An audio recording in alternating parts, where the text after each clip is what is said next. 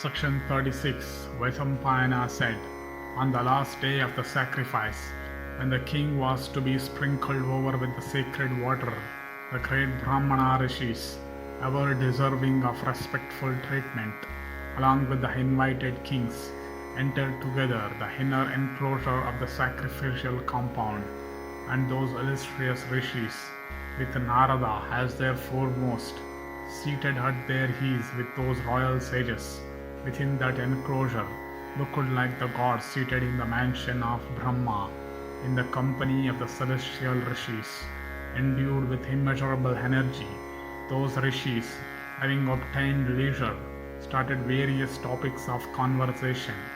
This is so, this is not so, this is even so, this cannot be otherwise. Thus did many of them engage in discussions with one another.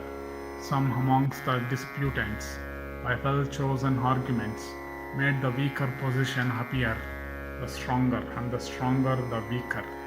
Some disputants, endued with great intelligence, fell upon the position urged by others, like ox darting at meat thrown up into the air, while some amongst them versed in the interpretations of religious treatises, and others of rigid vows, and well acquainted with every commentary and gloss, engaged themselves in pleasant converse. And O king, that platform crowded with gods, Brahmanas, and great rishis looked extremely handsome, like the wide expanse of the firmament, studded with stars.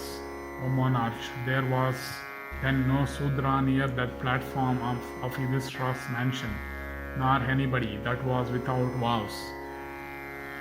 And Narada, withholding the fortunate Yudhishthira's prosperity that was born of that sacrifice, became highly gratified, beholding that vast concourse.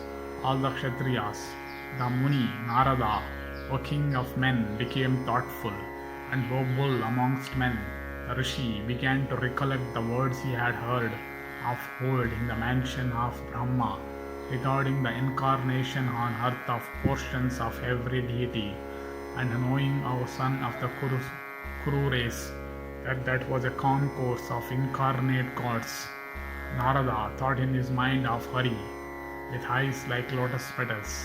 He knew that the Creator himself of every object, one that exalted of all gods, Narayana, who had formerly commanded the celestials, saying, "Be ye born on earth, and slay one another, and come back to heaven," that slayer of all the enemies of the gods, that subjugator of all hostile tongues, in order to fulfill his own promise, had been born in the Kshatriya order.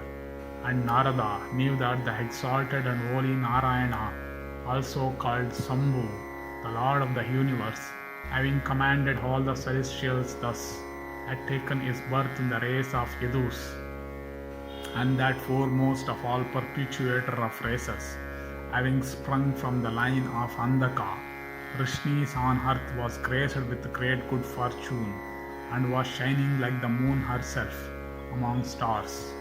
Narada knew that Hari, the grinder of force, whose strength of arm was ever prized by all the celestials with Indra among them, was then living in the world in human form. O the self-create, will himself take away from the earth this vast concourse of Kshatriyas, endued with so much strength. Such was the vision of Narada, the omniscient, who knew Hari or Narayana to be that supreme Lord whom everybody worshipped with sacrifice. And Narada, gifted with great intelligence, and the foremost of all persons, and conversant with morality, thinking of all this, sat at that sacrifice of the wise king Yudhishthira, the just, with feelings of awe. Then Bhishma, O king, addressing King Yudhishthira, the just, said, "O Bharata, let Arghya, an article of respect, be offered unto the kings, as each of them deserved. Listen, O Yudhishthira, the preceptor, the sacrificial priest, the relative, the Snataka, the friend, and the king, it have been said, are the six that deserve Arghya. The wise have said that when any of these dwell with one for full 1 year, they deserve to be worshipped with Arghya. These kings have been staying with us for some time. Therefore, O king, let Arghyas be procured to be offered unto each of them, and let an Arghya be presented first of all unto him among those present who is the foremost. Hearing these words of Bhishma, Yudhishthira said, O grandsire, O thou of the Kuru race, whom thou deemest the foremost amongst these, and unto whom the Arghya should be presented by us, O tell me. Vaisampayana continued, Then O Bharata, Bhishma, the son of Santanu, judged it by his intelligence that on earth Krishna was the foremost of all, and he said, As is the sun among all luminous objects, so is the one, meaning Krishna, who shines like the sun among us all, in consequence of his energy, strength and prowess.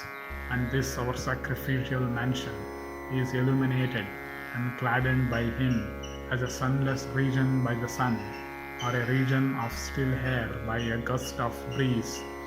Thus commanded by Bhishma, Sahadeva, endued with great prowess, duly presented the first Arghya of excellent ingredients unto Krishna of the Rishni race.